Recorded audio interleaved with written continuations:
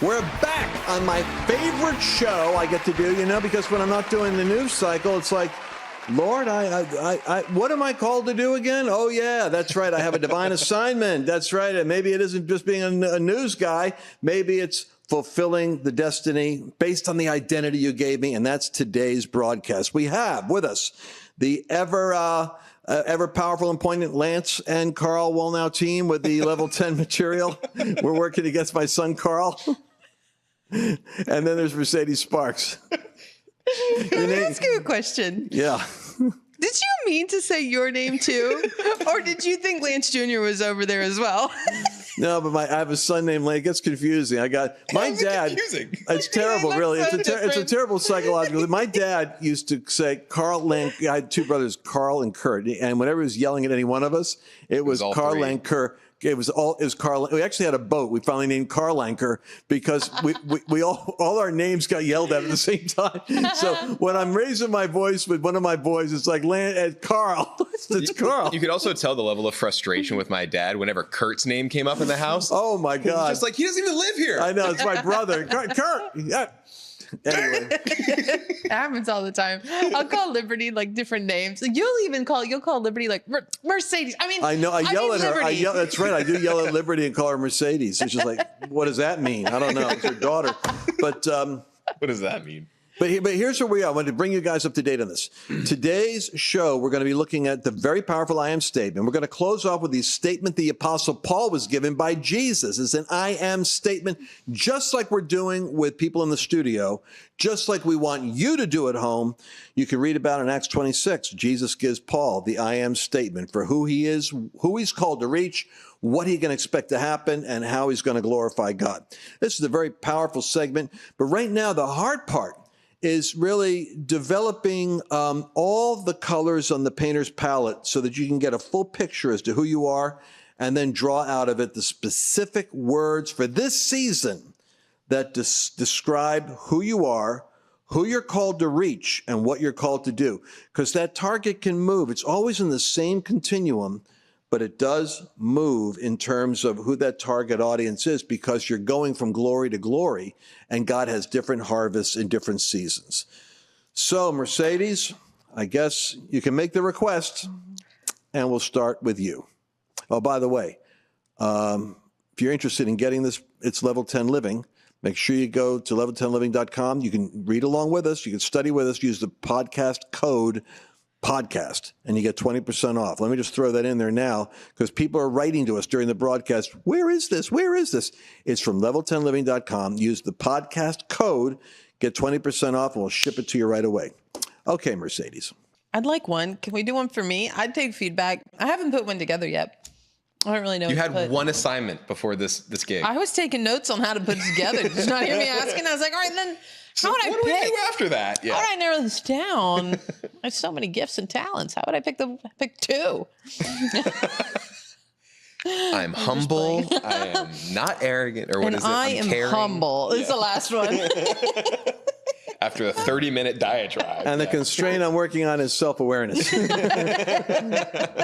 This isn't all about me right now? Oh, I'm so sorry. Well, hit us with it, Mercedes. What you got? No, I don't have anything. I was going to ask my friends. I was going to say, hey, what do you think my two, what would you put? I think you're pretty good at fishing for compliments. No, I'm just kidding. Yeah.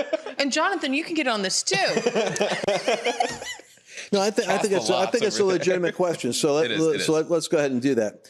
And I'd say that you, one of the strengths that you've got, and then we'll worry about giving a specific word for it later.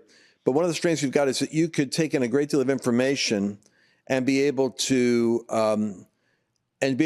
discern what the strategic next step is to clarify what somebody wants to do in order to fulfill their dream or their destiny. You also have a great sense of accurately, prophetically appraising people's talents and abilities. And when I've seen you do that, I pause because I watch when gifts are working in different ways. And so I've seen you in these two ways to be able to accurately assess and dialogue with someone about what it is they do best and discern accurately what their strengths are So you give prophetic insight into other people's real strengths and aptitude so that they can align with their highest and best calling, and that you discern strategically the best route for them to be able to manifest what God has put in their heart to do. The ability to read people and assess their gifts, and the ability to discern a plan and sense whether it will work or won't work and come up with a better one that can get them where they want to go, are two real powerful gifts that, if we were using internal language, I'd say you're a supernatural pathfinder. Okay. And that supernatural pathfinders, that's why I say this language is for you personally. And when you say it, I am a supernatural pathfinder, you know it means I could talk to someone that God sends me to and analyze exactly what their strengths and gifts are, and I could see what they need to do in order to align with their destiny. And that's a supernatural. So that right there, the term supernatural pathfinder gives you a chunk for just one attribute. I like that. The other attribute could be, charismatic, because you engage the audience, or you engage the conversation, or you engage the media or the meeting in such a way that you're not ignored, you're not overlooked, but you're positively engaging with the environment in a way that attracts inquiry and interest, as opposed to, we've talked about people that are just arrogant and rude, like, and dominant, and many great leaders are just plain jerks. And you've seen them too in meetings. But that idea that you could be a charismatic supernatural pathfinder that enables peoples and organizations to accomplish what God has called them to do in the most strategic way. Boom. Boom. See, I figure I got to ask while the asking's good, right? So anyways, that's very helpful. Any feedback from you of what, or you think that was a good summary? I think you're exceptionally great at delegating. Like with this assignment, like you just had him do it for you. That's expertise level. Man, I got to get the expert to do it while I'm sitting here. Someone would call that shrewdness. Yeah, some people would. Some people would. Yeah, shrewd. I'm one of them. That's pretty shrewd. No, Lance is so good at this, though. I mean, if you've ever seen Lance process people on a stage, I'm just it's like, impressive. It is. It's I impressive. know. Like when he does couples or he brings people up there, I was like, I'm not missing this opportunity. Lance, what would you say? Supernatural Pathfinder, you say? Oh yeah, I like that. I would never be able to come up with that. I mean, you've supernaturally found a path to get this job. But you know what a path, and what's Yeah, it's the interesting Lord. is, well, here's a little geek insight. Do you guys know at home what a pathfinder is in history? If you look it up, it's a powerful word. When in World War II, when you had to land planes and you didn't have natural runways, but they had to identify where there were fields they could land on, or where you had to drop off supplies, what teams would do, they would go down and find the level path, and they would mark it with torches. Flares, yeah. So that they created, out of the wilderness where people couldn't see anything, a trajectory to land what they had. And so a pathfinder in war is someone who can literally create the landing strip for someone to be able to do what they're gifted to do. I like that a lot. Hey, we do Carl too. Well, okay. And since you're here, you started off. Oh. No pressure, no diamonds. Okay, so I'm coming up with the things that I think Carl's good at, right? Yeah, you're going to come up. And the main thing is, what would you say are a cluster, not even just two, but a handful of Carl's greatest competencies, core competencies, or signature strengths that you see exhibited on a regular basis under all circumstances that are his probably highest and best consistently manifest signature strengths? I know the weakness is consistency, so we can convert that at the end. No. I would say I think. Oh, no, you have many other weaknesses than that. There are far more. There are far more. You got to go to your parents for that one. All right. Okay. Thanks, guys. Okay, so I think Carl, some of Carl's strengths are that I think he's a forever learner. I think you're constantly looking for new information to take in. I think that you are incredibly creative. I think you have a very entrepreneurial mind. I also want to say too, Carl, Carl is probably one of the only people I know. You got such an interesting blend where, like, if you meet Carl for the first time, like it's a bit of a feeling of like, hi, I'm Carl. So it's like, it's a little intimidating. I want to say, like, when the first time I met Carl, when I first moved here, and it was like, Mercedes, don't park in front of the mailbox, you know? And I was like, okay, Carl, you know, like he just has like a certain presence about him that's like a very strong male, I feel like an alpha type of a feel. But with that said, now that I actually know Carl, Carl is one of the most sincere, genuine, like truly concerned about other people, will seek out almost like the outsider to bring them in. He does that, I think, quite a bit. And so, yeah, so I mean, those are some of the things that I just see outwardly observing Carl of like, wow, like like if there was ever an emergency, like you would be there. I feel like if there was like if I was in jail, I feel like if I called Carl, he's going to show up. You know, I have that feeling about Carl. They know me there. Oh, do they? And I think also, you know, prophetically with Carl, and I've said this a few times, that I believe he's got such a signature message that has to do with like heroes, the anti-hero, villains, like a whole identity message for other people that's wrapped up in, you know, it's almost like the superhero in you type of a thing, and really understanding how you've been made. So I see those types of things in Carl. I'm trying to think of other really great things I like about Carl. I think you got and I said that earlier, but I think you have a real strong leadership gifting. I think that I've seen you lead people well when we have events and things like that, that you excel at things like that. And you're very concerned about like, it's an interesting vibe, because Carl gives off a vibe of like, I don't really care, but he really does. And he has like a high certainty need too. So like if I ever am like delegating to you and I'm like, hey, Carl, I need you to do this, Carl will have like 6 questions. I'm like, but okay, is it like this or is it like that? Because he wants to ensure he does it correctly and gets everything done correctly. So, and doesn't like misstep. So I would say those, like, off the top of my head, those are some things about Carl. Now you have to do the fancy ninja jujitsu wordsmithing here and turn that into like some amazing thing about Carl. Cause that's how my I am statement would read, but now I'm a supernatural pathfinder. So I'm excited to see what Lance is. Before he does, I really sincerely appreciate that. Oh, thank you very much. Yeah. See, words of affirmation. Yeah. Yay. Carl's like, you do like me. No, you just got on camera.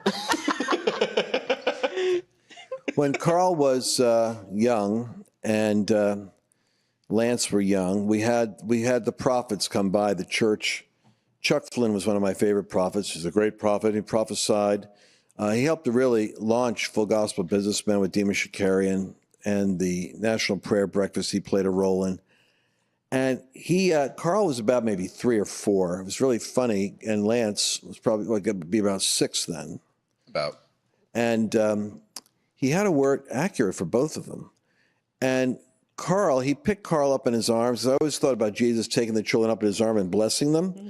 And I thought, well, how would a prophet bless? Well, a prophet blesses by speaking the decree over the child. Mm.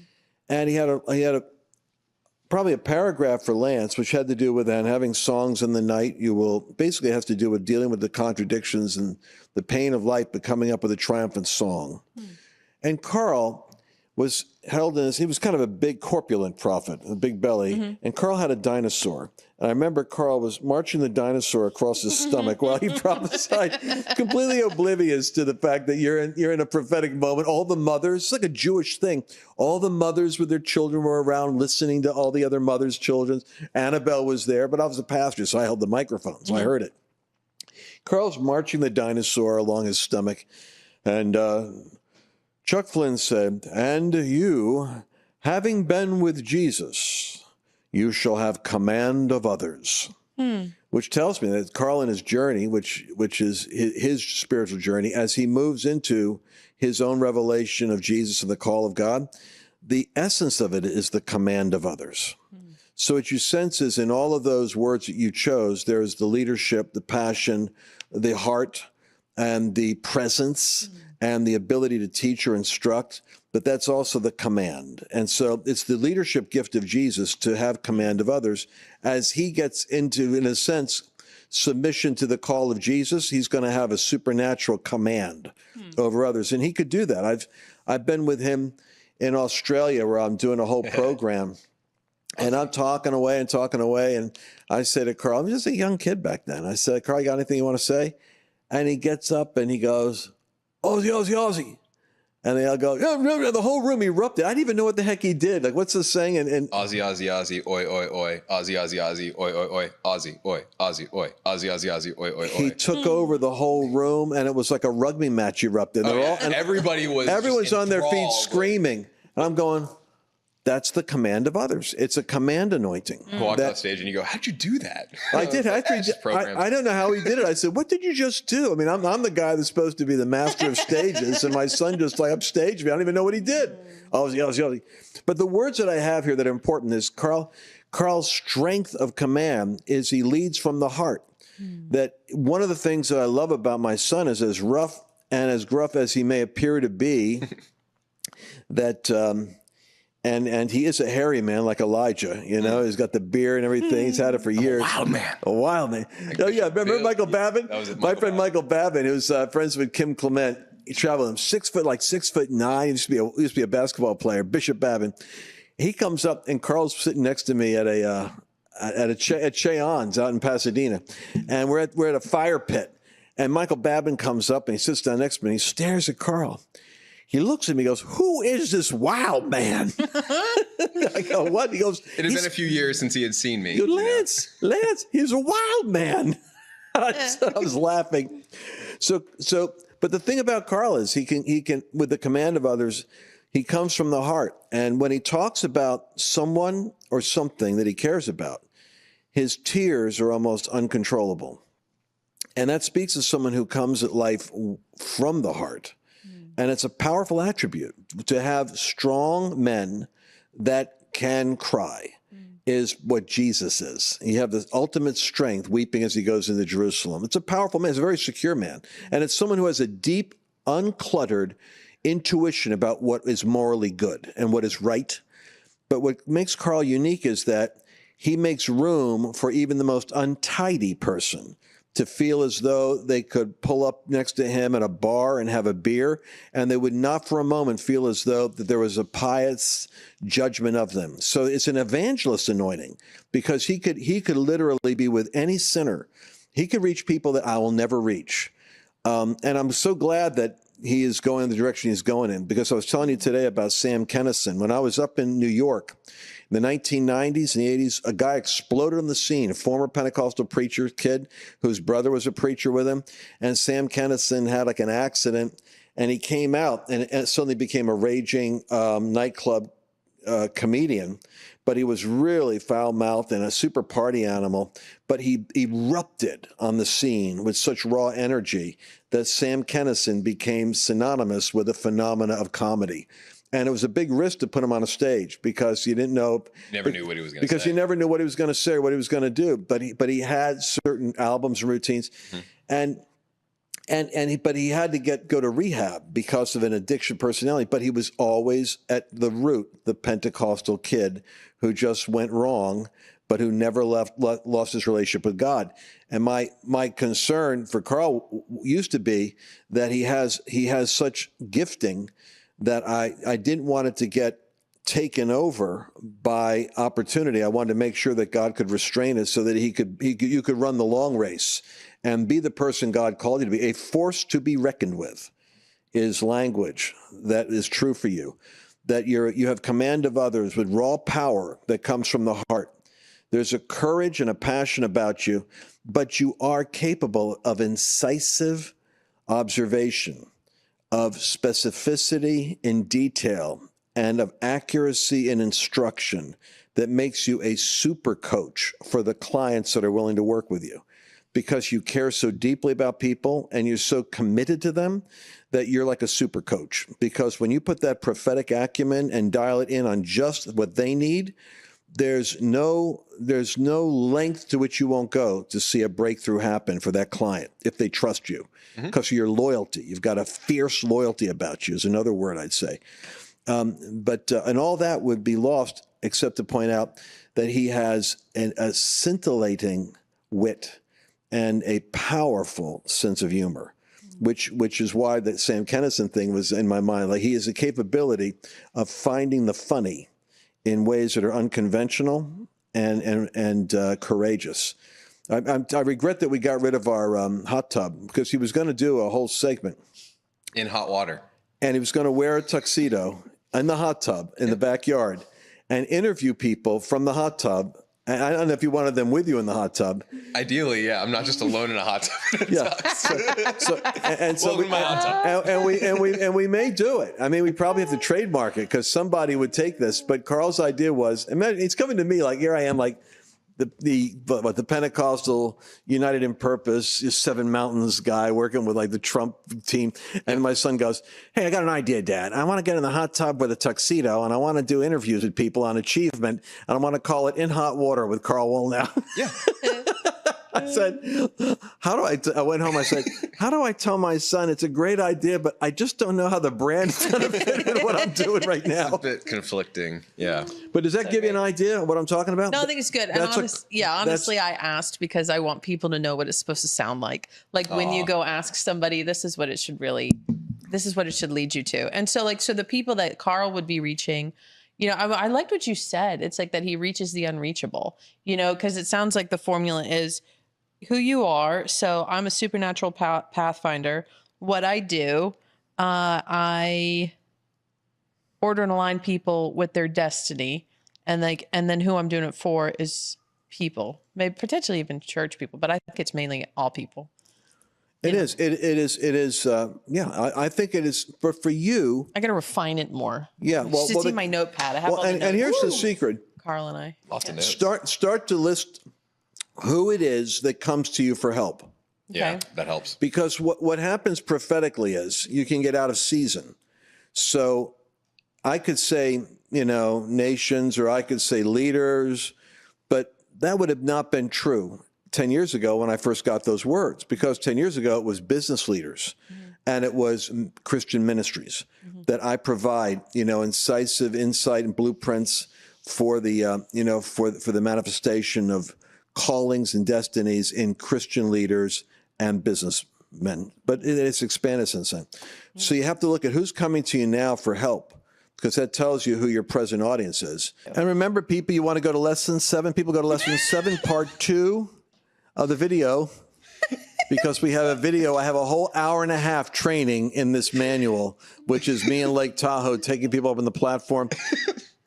And we were seeking clarity and refining. And lesson 7. Lesson 7. Was that a natural segue? I just want to let you know we have the train. If this didn't help you, we have an hour of me explaining it properly with PowerPoints and people on the platform getting processed into clarity. But I want to give you one before we close off this 51-minute broadcast. God gives us an I am statement for the Apostle Paul.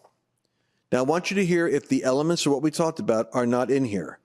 Who you're called to reach, what your greatest constraint is, and what your unique talent and ability is. And it's going to come from Acts chapter 26. And I'm going to read it to you, what Jesus says in verse 16. This is your purpose statement. And literally, Jesus says, get up and stand on your feet for this purpose. I have appointed you. You hear that? I am a man sent from God. I have appointed you. I've sent you as a minister and a witness, not only to the things which you have seen, but also the things to which I will appear to you, rescuing you from the Jewish people and from the Gentiles to whom I am sending you. So here you go. Jesus is telling him who the people groups are. It's going to be the Jews and it's going to be Gentiles. And then the Lord's even saying rescue operations will be involved, meaning it's going to be controversial. And I'm sending you with this ability. Here's your signature strength. You're going to open their eyes so that they may turn from darkness to light and from the power of Satan to the power of God. You have the power and the gift of opening eyes to see and perceive, all the way to the point where they'll break off their affiliation with Satan and with darkness, in order that they may receive forgiveness of sins and an inheritance among those who are set apart by faith in me. Paul never forgot the words. He recited them word for word when he was at a court trial, basically saying, hey, man, all I could tell you is this is my assignment. I'm sent to people like you, talking to kings right there, to open your eyes, to turn you from darkness to light, from the power of Satan to the power of God, so that you could have forgiveness of sins. And there is an inheritance that God has for you in serving him. And it's not just you, it's you and the others that are called to work with you. And then he makes this statement. So, King Agrippa, I was not disobedient to that heavenly vision. Woo, powerful words, because your purpose statement, if it's really got the right juice in it, should challenge you to be obedient when you're being disobedient.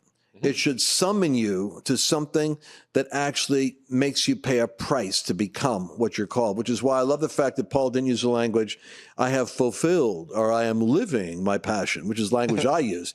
He said, I wasn't disobedient, meaning I have to obey that summons. Yeah, it's like a call to attention. Huh? It's like a call to attention in the military. Yeah, you're right. It is. So I wanted to share that with you because what we're talking about isn't something that's extra biblical. It's right down to Paul said, hey, man, I'm on trial now. You know why? Because of my purpose. And my purpose, I'm not disobeying. I'm doing it right now. And that's what a great purpose statement does. It works under pressure to let you know you're on the right track. So you want to get a hold of this material? We're going to do some more. We're going to send us in your I am statements. I'd love to read your I am statements and hear what they are. You want to go to Becoming Unstoppable, discover the agreements that shape your identity. And one of those agreements is, who are you? Who are you called to reach? What are you called to do? And what is the one constraint you've got or the one challenge you've got which you're going to have to overcome? And you ask me, well, where was that in Paul's statement here? I suggest to you that when the Lord said rescuing you from the Jewish people and Gentiles, more than once, Paul had to deal with, why would I keep on doing this? All I do is get beat. But it's because the Lord promised him, I'm going to rescue you. You're still alive, aren't you? You're still healthy, aren't you? You're in the next city, aren't you? I'm rescuing you. I'm going to keep delivering you. And so it's the promise that opposition will be overcome. It also may have been the disobedience. You know, maybe that was the mind is willing, but the flesh is weak. I have not been disobedient. And maybe that was his counterpoint to the flesh being weak, potentially. Yeah, I like that. I just wanted to say, too, you can go to level10living.com to get this. And then if you put in the word podcast, you can get, I think it's 20% off. So don't miss it. Highway robbery. Yeah. That's right. You put in the word podcast and you get 20% off. And I encourage you to go and do that. And we'll be back again with our next installment of the power of identity, the power of a calling, and how you can fulfill it. Because I'll tell you something. When you're fulfilling this call, no matter what goes on around you in the world around you, you're in the epicenter of where God's called you to go. See you next week. Did you enjoy this latest episode? Please remember to share it with your friends, because the more knowledge you have, the better equipped you are to navigate the